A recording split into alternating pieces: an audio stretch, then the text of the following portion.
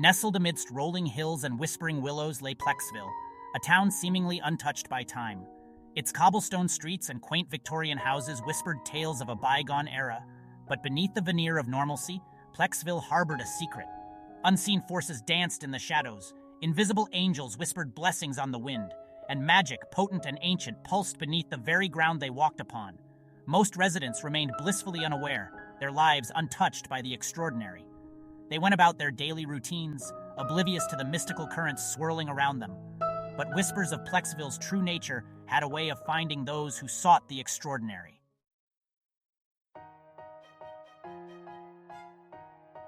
One crisp spring morning, a stranger arrived in Plexville. His name was Jonathan Saibial, and he was a young man with an insatiable thirst for adventure. Jonathan was drawn to Plexville by rumors of its hidden magic. He had heard tales of enchanted objects and mystical occurrences. Intrigued and eager to uncover the truth, Jonathan set out to explore the town, his heart pounding with anticipation. He wandered through the winding streets, his senses alert for any sign of the extraordinary. Little did he know that his arrival would set in motion a chain of events that would forever alter the fate of Plexville.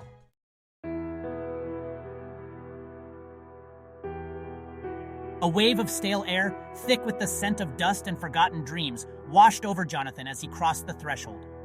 The interior of the Plexville pawn shop was a dimly lit labyrinth of towering shelves and cluttered display cases. Cobwebs draped like gauzy curtains in the corners, and the air hung heavy with the weight of countless forgotten stories. Jonathan felt a thrill course through him, a mixture of excitement and trepidation. This was no ordinary pawn shop. It was a treasure trove of the past, a repository of memories and forgotten magic. He took a tentative step forward, his footsteps muffled by the thick layer of dust that coated the floorboards. Each step seemed to carry him further back in time, as though the very air within the shop was imbued with the echoes of bygone eras. The objects on display seemed to pulsate with a faint ethereal glow, their surfaces catching and reflecting the meager light that filtered through the grime-coated windows. Jonathan ran his fingers along a dusty shelf, his fingertips tingling with a strange energy. He felt a connection to the objects around him, a sense that they held secrets waiting to be unlocked. As his eyes adjusted to the gloom, Jonathan began to make out the astonishing array of items that filled the shop. There were antique clocks with hands frozen in time, their delicate gears coated in a patina of age. There were faded photographs, the faces of long-forgotten souls staring out at him with an unnerving intensity. And there were countless other objects, each one unique and imbued with an air of mystery. Jonathan felt a sense of wonder wash over him. It was as though he had stumbled into a forgotten museum, a place where time stood still. Jonathan's gaze swept over a collection of vintage radios, their bakelite casings gleaming faintly in the dim light. He imagined the voices they had once carried, the stories they had told, the music they had played. He paused to admire a delicate china tea set, its floral pattern barely visible beneath a layer of dust. He pictured ladies in elegant gowns, sipping tea and exchanging gossip in a bygone era. Every object in the shop seemed to whisper a tale, inviting him to step closer and unravel its secrets. He was lost in this world of forgotten treasures, his senses alight with the thrill of discovery.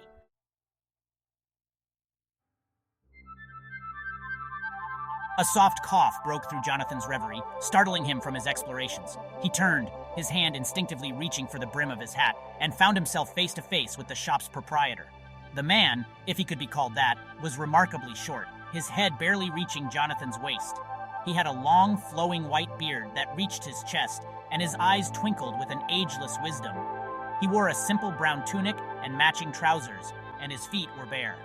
He smiled warmly at Jonathan, his expression both welcoming and shrewd.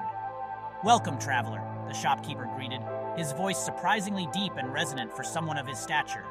"To the Plexville pawn shop, where memories are traded and treasures find new homes?" He gestured around the shop with a flourish. "Please feel free to browse. If you see something that catches your eye, don't hesitate to ask."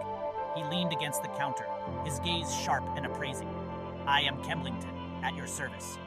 "Jonathan Saibial," Jonathan replied, returning the smile. "It's a pleasure to meet you, Kemblington." He glanced around the shop once more, his gaze lingering on the shopkeeper's unusual features. "This place is incredible," he breathed, his voice filled with awe. "It's like stepping back in time."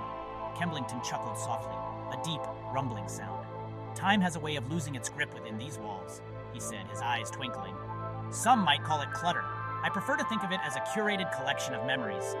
He pushed himself off the counter and approached Jonathan, his movements surprisingly graceful for someone his age. Tell me, young man, what brings you to Plexville? And what is it that you seek within my humble shop?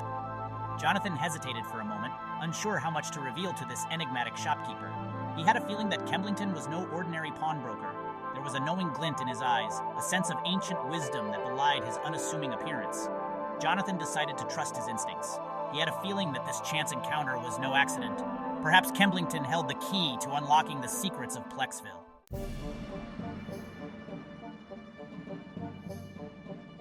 I've heard rumors, Jonathan began, his voice dropping to a conspiratorial whisper. Whispers of magic hidden within this town, legends of enchanted objects and extraordinary powers. He met Kemblington's gaze directly, his own eyes filled with a mixture of curiosity and determination. I came to Plexville seeking adventure, hoping to catch a glimpse of the impossible. He paused, gauging the shopkeeper's reaction. They say that the Plexville pawn shop is a place where anything is possible, he continued, his voice filled with hope, a place where dreams can come true. Kemblington listened intently, his expression unreadable. When Jonathan finished speaking, the old shopkeeper remained silent for a moment, his eyes twinkling with amusement. Ah, yes, he finally said, a knowing smile spreading across his face. Magic, a subject that is near and dear to my heart. He gestured towards the labyrinthine shelves that lined the shop. As you can see, young man, I have a certain fondness for the unusual, the extraordinary, the downright magical. But magic, Kemblington continued, his voice taking on a more serious tone, is not something to be trifled with. It is a powerful force capable of great good and terrible destruction. He fixed Jonathan with a piercing gaze. Those who seek it without understanding are destined to come to a sticky end. He paused, allowing his words to sink in. So tell me, Jonathan Saibial, he said, his voice softening slightly. What are your intentions? Why do you seek magic? Jonathan considered his answer carefully. He knew that Kemblington was testing him, probing his heart to determine his worthiness. He needed to choose his words carefully. I believe that magic can be a force for good, he said, his voice firm with conviction. I want to use it to help others, to protect the innocent, to make the world a better place. He met Kemblington's gaze unflinchingly. I know that magic is powerful, but I also believe that it can be controlled, harnessed for the greater good. Kemblington studied Jonathan for a long moment, his expression unreadable. Finally, a slow smile spread across his face, crinkling the corners of his eyes. Well said, young man, he said, his voice filled with approval. Well said. He turned and gestured towards a particularly cluttered corner of the shop. Come then, he said, his voice laced with intrigue. Let me show you something.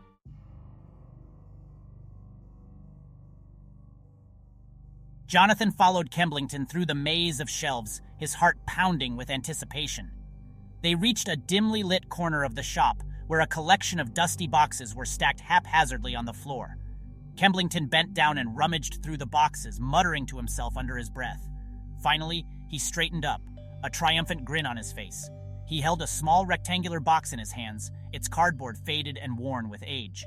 I believe this may be of interest to you, Kemblington said, handing the box to Jonathan. A little something I've been saving for a special occasion. Jonathan took the box gingerly, his fingers tracing the faded lettering on its side. It was a plain cardboard box, the kind that might have once held a cheap transistor radio. But something about it drew him in, a faint hum of energy that seemed to emanate from within. He lifted the lid slowly, his breath catching in his throat. Nestled inside, on a bed of faded velvet, was a cassette player unlike any Jonathan had ever seen before. It was smaller than a standard cassette player, and its casing was made of a strange dark metal that seemed to absorb the light. On the front of the machine, beneath the familiar play, stop, rewind, and fast-forward buttons, was a small circular door, and engraved on the door in elegant flowing script was a single word, Magicassette. Jonathan's eyes widened in astonishment. He had never seen anything like it. He reached out and gently lifted the Magicassette player from its box, his fingers tingling with a strange energy. He could feel the power humming beneath its unassuming exterior, a raw, untamed magic that sent shivers down his spine. This was no ordinary cassette player. This was something truly extraordinary.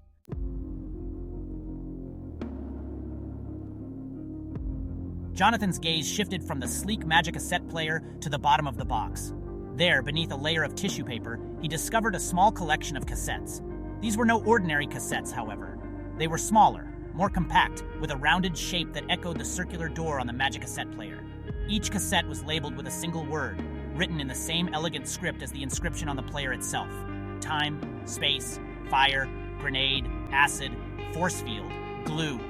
Jonathan's mind reeled at the implications. Could these cassettes really contain the power to manipulate time, space, and the very elements themselves? It seemed too incredible to be true, yet he couldn't shake the feeling that he was holding something truly extraordinary in his hands.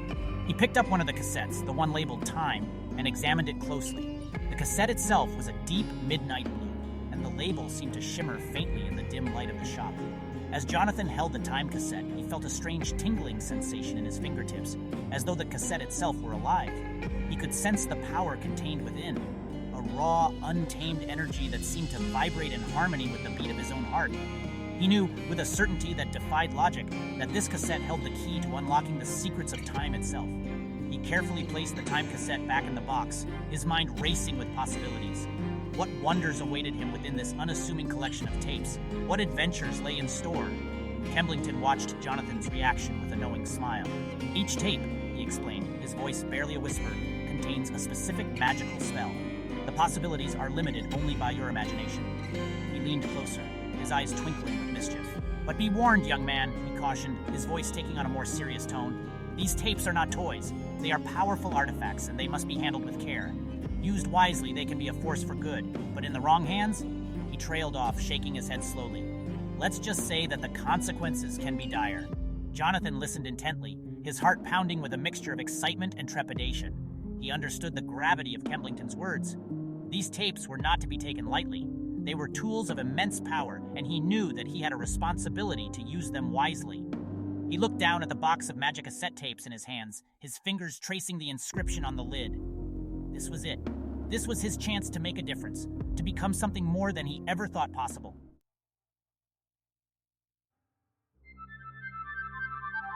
Eager to learn more, Jonathan picked up the Time cassette again, this time noticing a small inscription on the side of the tape. Insert tape to stop time. Press play for normal time flow. Press rewind to go back in time. Press fast forward to go forward in time. Press stop to stop time. Ejecting tape resumes normal time flow. Jonathan's eyebrows shot up in surprise. It seemed almost too simple. Could it really be that easy to manipulate time itself? He glanced up at Kemblington, seeking confirmation.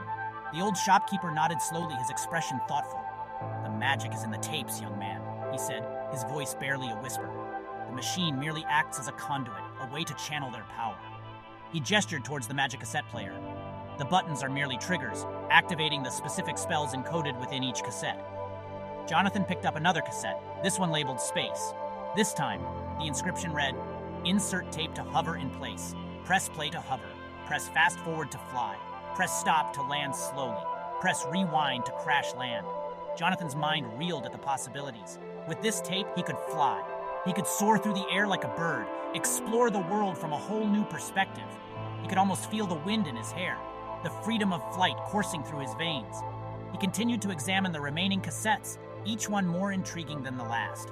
The fire tape promised to control the element of fire, allowing him to start and extinguish flames at will.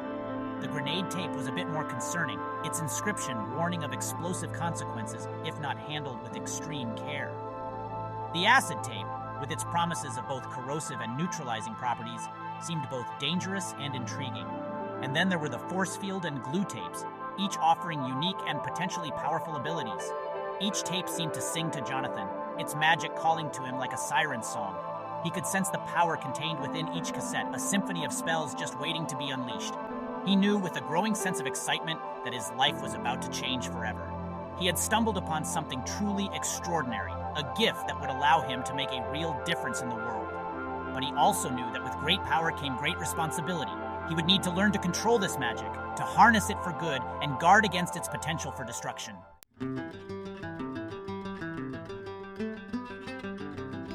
Jonathan looked up at Kemblington, his eyes shining with excitement. "These are incredible!" he exclaimed, his voice filled with awe. "But I have to admit, I'm a little intimidated. Where do I even begin?"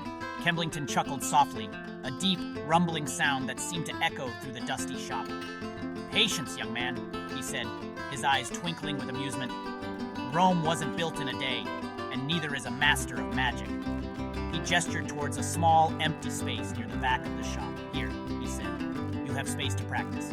Try the time tape first. It is the least likely to cause irreparable harm." He paused, his expression turning serious. "But be warned, Jonathan. even the simplest spell can have unforeseen consequences if not used with caution. Jonathan nodded, his heart pounding with a mixture of excitement and trepidation. He carefully inserted the time tape into the Magicassette player, his fingers trembling slightly. He took a deep breath, steadied himself, and pressed the play button. The world around him seemed to freeze. The ticking of the antique clock on the wall ceased. Dust motes hung suspended in midair. Even the faint scent of old wood and forgotten dreams seemed to hold its breath.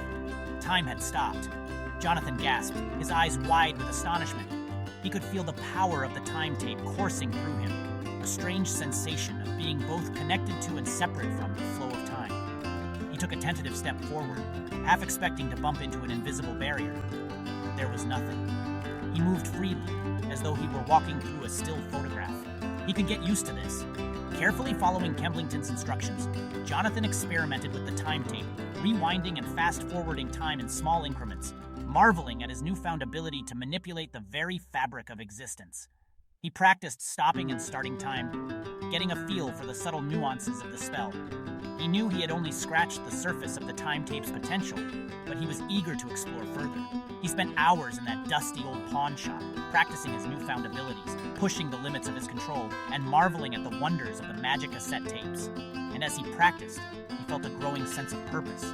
He had been chosen for some unknown reason to wield this extraordinary power, and he would not take that responsibility lightly.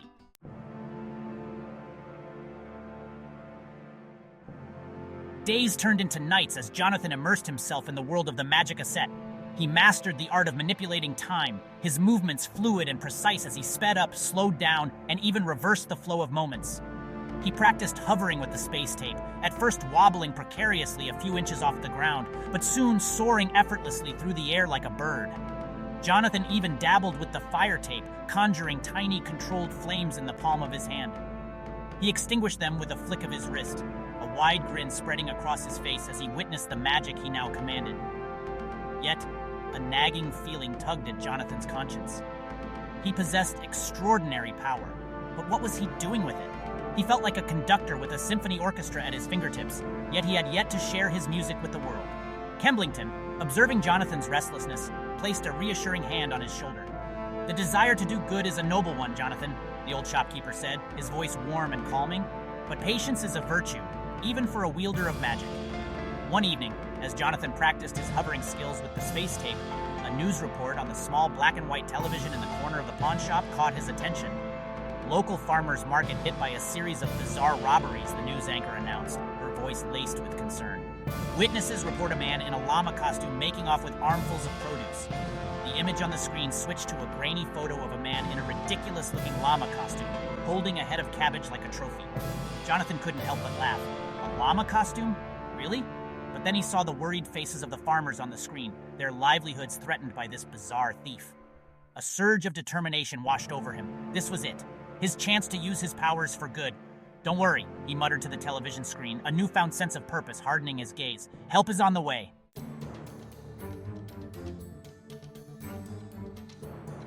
Jonathan turned to Kemblington, his expression resolute. "I have to do something," he said, his voice firm with conviction. The old shopkeeper nodded slowly, his eyes twinkling with a mixture of pride and concern. "Go then, Jonathan," he said, his voice barely a whisper. "Use your gifts wisely. And remember, true heroism lies not in the possession of power, but in the choices we make with it." Jonathan wasted no time. He carefully packed the Magicassette player and his collection of tapes into a small, nondescript backpack. He slung the backpack over his shoulder, feeling the weight of the tapes and the responsibility they represented. Before stepping out into the twilight, he paused, adjusting his signature white top hat with a flourish. This felt right. This felt important. He quickly learned from the news report that the llama-clad thief had a predictable pattern, striking every Tuesday at precisely 6 p.m. Armed with this knowledge, Jonathan devised his plan. He would use the time tape to rewind time to just before the robbery, catch the thief red-handed, and ensure that justice was served. It seemed like a simple enough plan. Of course, Jonathan was quickly learning that even the simplest plans could have a way of unraveling when magic was involved. Tuesday arrived, and with it, a knot of nervous anticipation settled in Jonathan's stomach. He spent the afternoon meticulously reviewing the instructions on each Magicassette tape, as if memorizing lines for a play. He paced the floor of the pawn shop, his mind racing through various scenarios and backup plans. As 6 p.m. approached, Jonathan felt a familiar surge of adrenaline. This was his moment. He took a deep breath, steeled his nerves, and with a final glance at Kemblington, who offered a reassuring nod, Jonathan slotted the time tape into the Magicassette player and pressed play.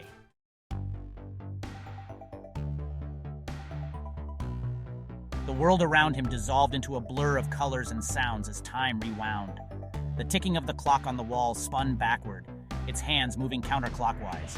Jonathan watched in fascination as dust motes danced in reverse, retracing their paths back to their sources. He felt a strange sense of disorientation, like watching a film reel playing in reverse. But he pushed through the discomfort, his focus fixed on his goal. He stopped the rewind when the clock on the wall showed 5:45 p.m. He had 15 minutes to reach the farmer's market and intercept the llama-clad thief. Taking no chances, Jonathan swapped the time tape for the space tape. With a deep breath and a silent prayer to whatever cosmic forces might be listening, he pressed the fast-forward button. The world outside the pawn shop whizzed by beneath him as Jonathan soared through the air. The wind whipped through his hair, carrying with it the scent of freshly cut grass and blooming lilacs. He felt a thrill course through him, the exhilarating freedom of flight erasing any lingering doubts. He had never felt so alive, so powerful, so utterly in control. He spotted the farmer's market in the distance, a colorful tapestry of tents and bustling activity. As he drew closer, he could see the concerned faces of the vendors, their eyes scanning the crowd nervously. And then he saw him, the llama. The thief was attempting to blend in, pretending to admire a basket of tomatoes, but the absurdity of his costume made him stick out like a sore thumb. Jonathan landed discreetly on a nearby rooftop, his heart pounding with anticipation. Showtime.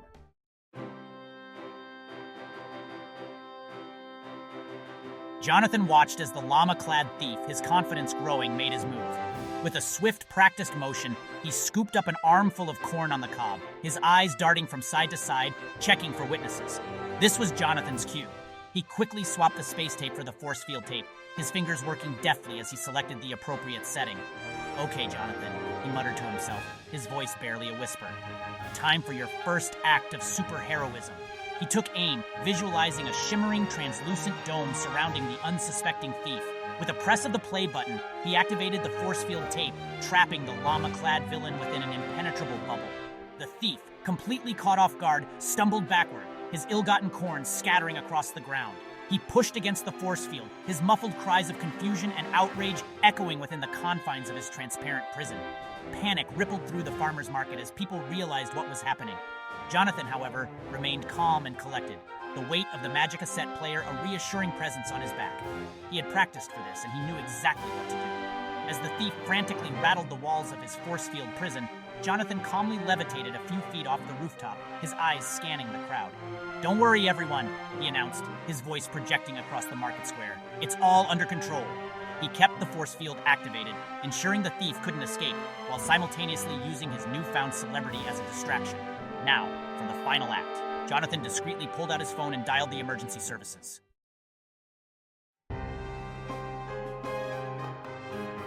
The wail of approaching sirens pierced the air, signaling the arrival of Plexville's finest. Jonathan, still hovering above the stunned crowd, allowed himself a small sigh of relief. The sight of the police cruiser pulling into the market, its red and blue lights painting the surrounding buildings in a surreal glow, filled him with a sense of accomplishment. He had done it. He had successfully apprehended a criminal, albeit a rather ridiculous one, using his newfound magical abilities. As the police officers, their faces a mixture of bewilderment and amusement, apprehended the llama-clad thief, Jonathan made his escape. He landed lightly on an adjacent rooftop, feeling a surge of exhilaration course through him. The experience, though brief and somewhat comical, had been a true test of his abilities. More importantly, it solidified his resolve to use his gifts for the greater good. Jonathan was no longer content with simply practicing his magic in the dusty confines of Kemblington's shop. He craved a real challenge, a chance to prove himself as a true hero. He soared back toward the pawn shop, the city lights twinkling beneath him like scattered jewels. The experience had awakened something within him, a sense of purpose he had never felt before. Landing softly inside the shop, Jonathan was greeted by Kemblington's knowing smile. "I trust everything went well," the old shopkeeper inquired, his eyes twinkling with amusement. Jonathan grinned, unable to contain his excitement. Better than I could have imagined, he replied, recounting the events at the farmer's market with an enthusiasm that brought a chuckle to Kemblington's lips. As Jonathan finished his tale, the television in the corner of the shop flickered to life, the local news channel already broadcasting a report on the foiled robbery. The news anchor, her voice laced with incredulity, described the strange events at the market, making no mention of Jonathan's involvement, but focusing on the mysterious force field that had ensnared the llama-clad thief. Police are baffled by the incident, the anchor reported, but are thankful that no one was hurt.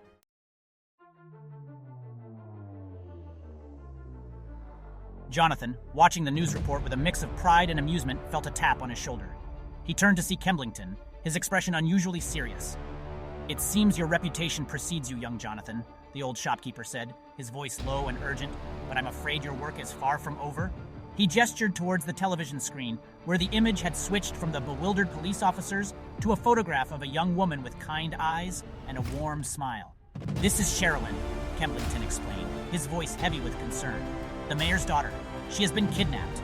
The news report confirmed Kemblington's words, detailing the daring abduction of Sherilyn from her home earlier that evening. The kidnappers, a notorious gang known as the Plexville Eagles, had left behind a ransom note demanding the mayor's resignation in exchange for Sherilyn's safe return. Jonathan felt a cold knot of dread tighten in his stomach. This was no petty theft. This was serious. He had faced a man in a llama costume, but could he handle a ruthless gang like the Plexville Eagles? He glanced at his reflection in the dusty shop window, his own eyes staring back at him with a newfound determination. He had been chosen for a reason.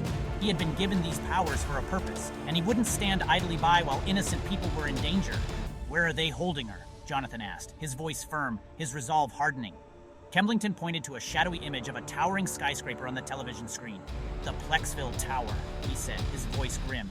"The Eagles' main hideout." The news report continued, speculating on the motives behind the kidnapping. Some experts suggested it was a desperate attempt to seize control of Plexville, while others believed it was a personal vendetta against the mayor. Jonathan tuned out the speculation, his mind already racing. He had to act fast. Sherilyn's life was in danger, and every second counted. He slung his backpack over his shoulder, the weight of the Magicassette tapes a comforting reminder of the power he wielded. He met Kemblington's gaze, a silent promise passing between them. "I'll bring her back," Jonathan said, his voice resolutely. Kemblington nodded slowly, his eyes filled with a mixture of hope and concern. "May the magic be with you, Jonathan," he said, his voice barely a whisper. "May it guide your hand and protect your heart."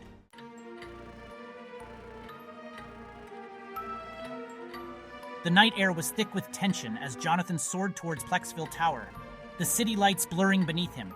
He had carefully considered his options, weighing the risks and potential consequences of each spell.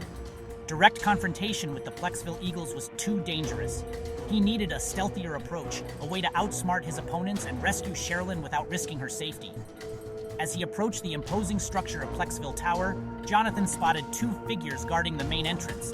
Even from a distance, he could tell they were Plexville Eagles, their leather jackets adorned with the gang's insignia, a stylized eagle with outstretched wings.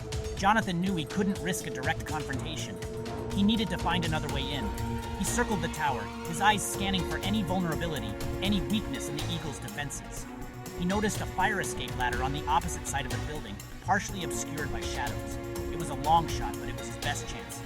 Jonathan landed silently on the fire escape, his heart pounding in his chest. He listened intently, but could hear no sound of movement from within. So far, so good. He ascended the metal stairs, his movements swift and silent, until he reached a window on the top floor. Peering through the glass, he could see Sherilyn, her hands bound, sitting on a chair in the center of a dimly lit room. Two more Plexville Eagles, their faces obscured by shadows, stood guard. Jonathan's blood boiled at the sight of the fear in Sherilyn's eyes. He had to get her out of there. He tried the window, but it was locked. He considered using the fire tape to melt the lock, but quickly dismissed the idea. The risk of setting the building on fire was too great. He needed a quieter, more precise approach. His hand hovered over his backpack, his fingers brushing against the familiar contours of the Magicassette tapes. He had to choose his next move carefully. One wrong decision, one miscalculated spell, could have disastrous consequences.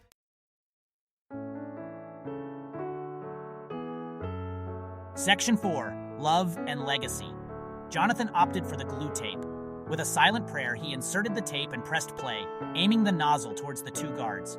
A stream of fast-drying adhesive shot out, ensnaring the eagles' feet and effectively pinning them to the spot. They struggled against their invisible bonds, their muffled curses swallowed by the night. With the guards incapacitated, Jonathan swiftly shattered the window with the butt of his Magicassette player, careful to avoid any stray shards. He landed lightly in the room, his eyes locking on Sherilyn's. "Don't worry," he said, his voice a calming presence in the tense atmosphere. "I'm here to help." He quickly untied her bonds, his heart swelling with relief as he saw the fear in her eyes replaced by a flicker of hope. "Who are you?" Sherilyn asked, her voice trembling slightly. "How did you find me?" Jonathan offered her a reassuring smile. "Don't worry about that right now," he said, gently guiding her towards the broken window. "Let's just get you out of here." He scooped her into his arms and, with a final glance at the immobilized eagles, leaped back onto the fire escape. Jonathan used the space tape to swiftly and safely deliver Sherilyn to her anxious father, the mayor of Plexville. The reunion was met with tears of joy and an outpouring of gratitude that left Jonathan humbled and slightly embarrassed. The mayor, overcome with emotion, showered Jonathan with praise, hailing him as a true hero. News of Jonathan's daring rescue spread like wildfire through Plexville. He became an overnight sensation, his exploits the talk of the town. He even received a Medal of Honor from a grateful mayor, an event that was televised on the local news, much to Jonathan's chagrin.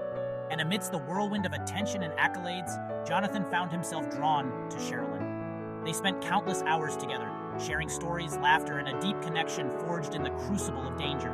It was only natural that their bond deepened into something more profound, something akin to love. Jonathan eventually introduced Sherilyn to the wonders of his magical cassette player, sharing the secrets of the Magicassette tapes. Together, they formed a formidable duo, their powers complementing each other perfectly. They dedicated their lives to protecting Plexville, fighting injustice, and spreading joy wherever they went. Their love story, whispered on the wind, became a legend in Plexville, a testament to the power of magic, courage, and the enduring strength of the human spirit.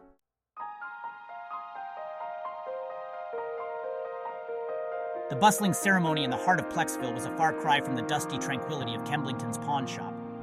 Jonathan, fidgeting slightly in a suit that felt a tad too formal, stood on a makeshift stage erected in the town square. Banners fluttered in the breeze proclaiming him Plexville's guardian, a title that still made him blush. He'd never craved recognition, but the genuine gratitude in the eyes of the townspeople warmed him like a ray of sunshine. The mayor, his face beaming with paternal pride, stood at the podium, ready to bestow upon Jonathan the town's highest honor. "Jonathan Saibial," the mayor announced, his voice booming across the square, "you have demonstrated courage, compassion, and a profound sense of justice. Your selfless actions have saved lives, protected our town from harm, and reminded us all of the extraordinary that resides within the ordinary." A velvet-lined box was presented to Jonathan, containing a gleaming medal engraved with the Plexville seal. As the mayor draped the medal around his neck, Jonathan felt a surge of emotion. It wasn't the weight of the medal, but the weight of responsibility it represented. He wasn't just a curious young man with a knack for magic anymore. He was a symbol of hope, a beacon of light in a world often shrouded in shadows. The applause was thunderous, a wave of sound that seemed to shake the very foundation of Plexville. Jonathan, overwhelmed by the outpouring of appreciation, could only offer a shy smile and a wave. His gaze swept across the crowd, searching for a familiar face amidst the sea of well-wishers. And there she was, standing on the edge of the crowd, her eyes sparkling with pride and something more, something that made Jonathan's heart skip a beat. Sherilyn, radiant in a simple yet elegant dress, met his gaze. Her smile, warm and genuine, was all the reward Jonathan needed. In that moment, surrounded by the cheers of a grateful town, Jonathan knew that he had found something far more precious than fame or recognition. He had found a home, a purpose, and a love that transcended the boundaries of the ordinary.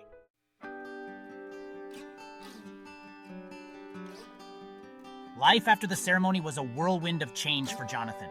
He became a local celebrity, his exploits recounted and embellished in equal measure in the local diner and newspaper.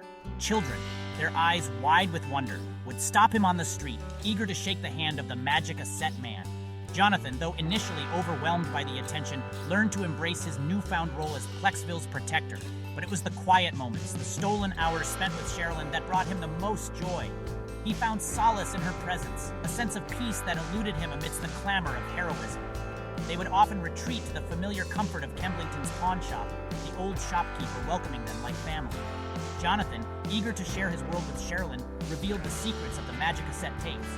Sherilyn, her initial skepticism giving way to awe, embraced the magic with an enthusiasm that delighted Jonathan. She took to the tapes like a natural, her innate kindness and compassion amplifying the positive aspects of each spell. The time tape in her hands became a tool for healing old wounds and righting past wrongs. The space tape, no longer just a mode of transport, allowed her to reach those in need with a speed and grace that astounded Jonathan. They trained together, their laughter echoing through the dusty aisles of the pawn shop, their bond deepening with each passing day. Kemblington, his eyes twinkling with grandfatherly affection, watched their progress with a mixture of pride and amusement.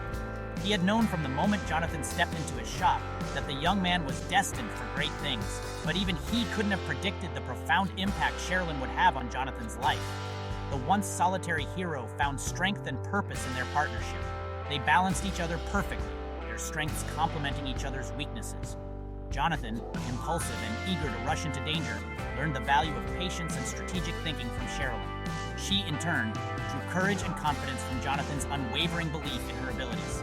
Together, they formed a formidable duo, their love for each other fueling their desire to make Plexville a safer, happier, and more magical place.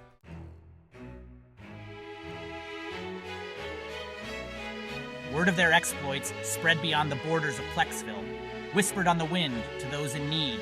People from neighboring towns, plagued by injustice and misfortune, began to seek them out, their hopes pinned on the legendary Magicassette duo. Jonathan and Sherilyn, their hearts filled with compassion, answered the call, their love for Plexville extending outwards, embracing a world hungry for heroism and light.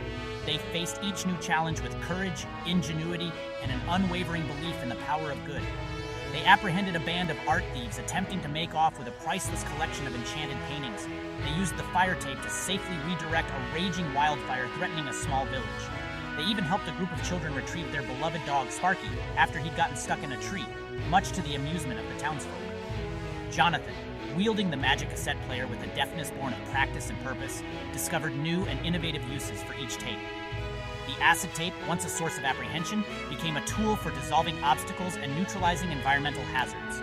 He even mastered the grenade tape, much to Kemblington's initial horror, using its explosive power with surgical precision to demolish unsafe structures and clear debris. Their adventures were as varied and unpredictable as the tapes themselves. They faced each challenge head-on, their love for each other and their commitment to justice serving as their compass.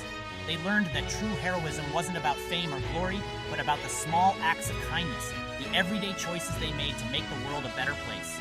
And through it all, the Magicassette tapes served as a constant reminder of the extraordinary potential that lay dormant within the ordinary, waiting to be awakened by a touch of magic, a spark of courage, and the unwavering belief that even the smallest of actions could have the most profound impact on the world. The adventure, it seemed, had only just begun.